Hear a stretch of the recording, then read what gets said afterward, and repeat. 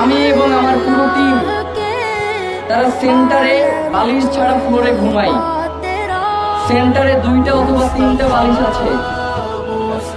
তো একদিন আমরা বালিশ ছাড়া ঘুমিয়ে আছি। ওসমান ভাই রাতে অল্প কিছুক্ষণ সময় ঘুমান, তো জোর করেই তার মাথার নিচে বালিশটা দিয়ে আসছি।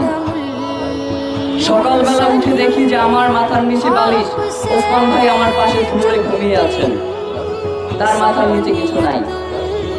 গত পরশুদিন বাসায় যাচ্ছিলাম,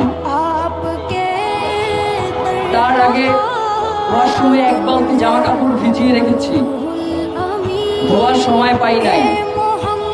আধা ঘন্টা ধরে ওসমান ভাই ওয়াশরুম থেকে বের হচ্ছে না, নক করতেছে বাইরে থেকে, ভাই কি অবস্থা। আমার সেই সমস্ত জামা কাপড় সেই ওসমান হাদি ধুয়ে এরপরে দেখি যে সে শুকাতে দিয়ে যাচ্ছে।